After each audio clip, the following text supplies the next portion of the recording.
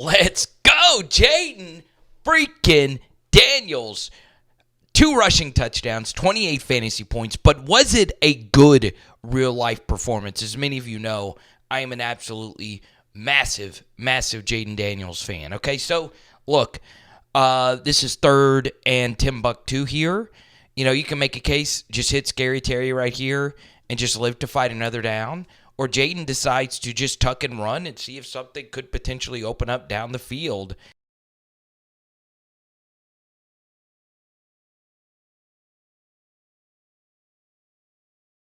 Honestly, there wasn't. You just run out of bounds, take what the defense gives you, and live to fight another day. All right, we get to the 2nd and 8, and look, I'm a big Terry McClaurin fan. I know a lot of you got on me for calling him 30 years of age. Obviously, he is not 30. He's, 28? Jayden's got to throw this, okay? That's just got to be thrown in the NFL if you're a franchise quarterback, because you don't want to run just so often as Jayden did in this game. So you want this ball to be thrown. This gets your best receiver going as well. Could he throw this to Zach Ertz? Maybe. I mean, that's getting hit immediately. But Jayden trusts his playmaking ability because he's absolutely freaking ridiculous. And you saw today why I had him as the best rookie quarterback. Now, none of the rookies who actually played today played well. But I think we can all say that Jayden probably played the best. All right, so we get to this 3rd and 4. And this is really good stuff by Jayden, okay? They bring a simulated pressure, or this isn't even a simulated pressure. This is just, a little fire zone here. DN looks like he's rushing, but he actually bails out. Jayden starts off looking left, and there's just nothing open over here. Okay, you can see that this is just capped off right here. The route combinations are also kind of weird. It looks like it's an out and up mixed with just a go here. I'm not the biggest Kingsbury fan, as I've shared on here. And obviously, these two things are just absolutely swallowed whole. And the thing that sucks about this is the protection here is actually really good. I just don't like any of the route combinations. Okay? But here's the thing. Contained versus Jayden Daniels, even if 9 would have done a better job of keeping it, really doesn't exist. I mean, he's that mind-numbingly fast, and he picks up an easy first down here with a little Nick Walinda tightrope of the sideline here. Gotta love it. Got to, baby. All right, so we get to this 3rd and 3, and I was very concerned about Jayden going up against Todd Bowles. That is not a great defensive coordinator to play in your very first start. And Todd decides to get very crazy here. He's bringing a slot corner blitz behind a crowded line of scrimmage, okay? So this is really difficult to pick up. The problem here is Austin Ekeler picks up Levante David, and the slot corner blitzer is actually coming around him, and none actually gets picked up well at all. Ekeler kind of whiffs his block here on Levante David. The slot corner blitzer comes around here, and Jayden doesn't really fully step into this throw here, okay? He's kind of fading away to make sure he doesn't take a big hit. I can live with that because his ball location is okay, right? Jayden is so used on these comeback routes to throwing the football really tight to the sideline. That was catchable. Obviously, the ball location could have been better, but I like seeing him throw in the direction of the blitz. I think that could have been caught by a better receiver. All right, we get to the 2nd and 8. And, it's one thing to throw in the direction of the blitz. One thing Jayden did a really good job of at LSU is running in the direction of the blitz, okay? This actually ends up being a very exotic look, okay? So it looks like Winfield is, bringing pressure, but he actually backs out and runs with Austin Ekeler, and that gets this tackle all out of sorts, and this guy is running through here. 76 can't pick it up, but because there's no contained defender, Jayden's like, look, I can run around it, all right? Now, was there anything open here to the right side?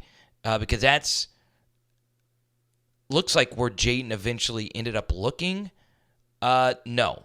Thank goodness he did not throw either of these, all right? So this is just ridiculous playmaking ability.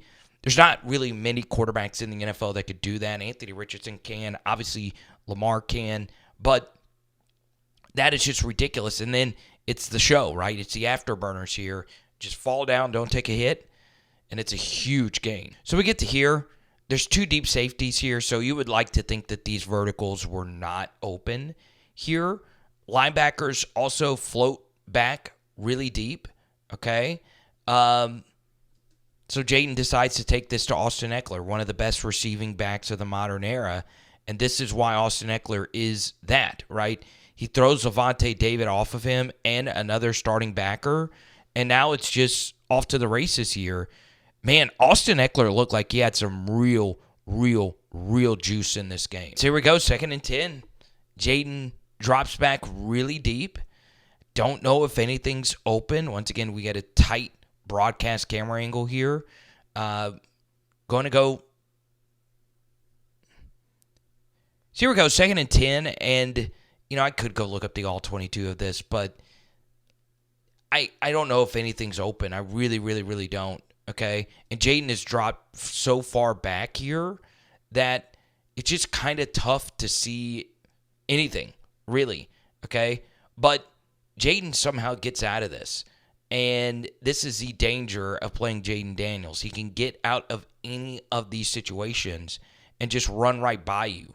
The angles you take versus other quarterbacks are really different than the ones you have to take versus Jayden, and it's another big run.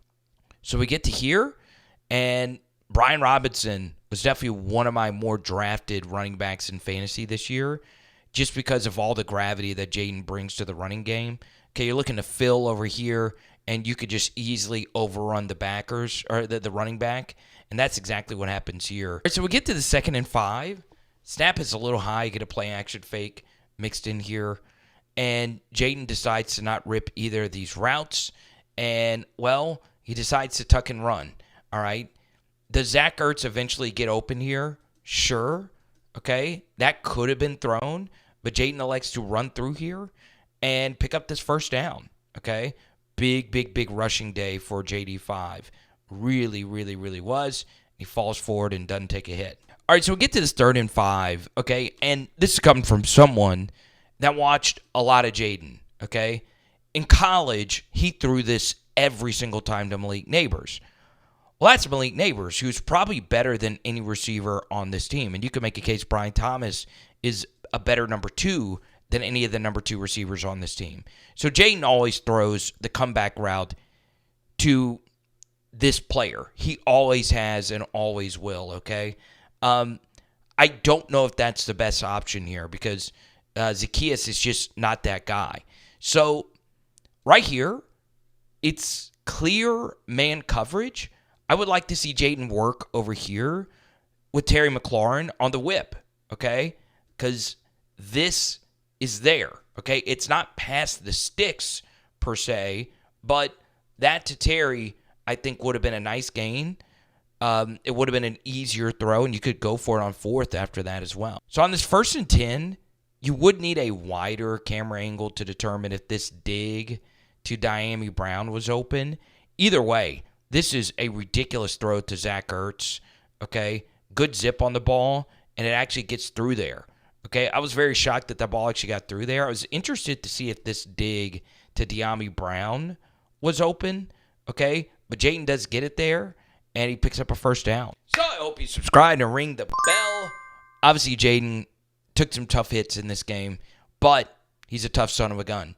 And this is definitely one of his better throws. It's a simpler throw, but this was a big criticism. The intermediate stuff and over the middle stuff, right? Where he was a lot better last year at LSU than any other time in his career. Okay? Takes what the defense gives him, hits him right in the chest, and B-Rob shows some really good yak ability here. And you could make a case that B-Rob is the best skill guy that Jayden has to work with. And that is ridiculous. B-Rob is able to cut back, and he almost scores this ball, which is redunculous, okay? And, God, that's a great cutback, some good hustle right there by Terry McLaurin. He almost gets there. All right, we get to the zone read here. Handoff to B-Rob. No, he decides to pull it. The problem with the zone read when you're guarding Jayden, he did a really good job of this at LSU, is if you have a wide angle to make sure you're able to keep contained and he doesn't go around you, he can run underneath you as well. And that's what he does here to 98, who is lined up kind of in the slot. And Jayden just jumps through for a rushing tutty. The bottom line is Jayden showed amazing poise, amazing toughness. Obviously, you don't want him taking as many hits and running as much as he did in this game. You don't want to see more throws, per se. But ultimately, he's going to get better, right? It did not seem like this game was moving too fast for him. At least I didn't see it here. Now, when I get the all-22, obviously that's going to show even more misses, as it does with pretty much every rookie quarterback. But the bottom line is Jayden looked like a bona fide leader, and he just looked solid. So obviously, he completes his quick out here in the background of Zach Ertz. Game is just completely out of balance. You're just, as a defense, just running whatever and just hoping they don't score. But, a bunch of empty calorie passing yards here at the end. I still think Jayden overall looked fine, right? Obviously, the vertical stuff needs to come along. We know Jayden is a really good deep ball thrower. I think that will begin to develop. But at the same time, you do see that there are some issues with this Commanders team that are completely out of Jayden Daniels' control. And obviously the biggest is the defense, right? This team just is not that good. Jayden is a bona fide franchise quarterback and will win a Super Bowl in Washington. I feel pretty confident in that. But, man, defensively they have a long way to go. And, we'll see how this coaching staff works out here. It wasn't necessarily the Dan Quinn, obviously Cliff Kingsbury stuff. I'm not sure if that really would have been what I would have done. But you take a look at some of the stats, even the more advanced stuff where Terry McClaurin was lined up, and this is just an amazing run by Jayden. Terry McClaurin was lined up on the left side pretty much the entire game, which is very, very strange. So, let me know what you guys think about Jayden's debut, okay? It is Pow, our NFL Boom.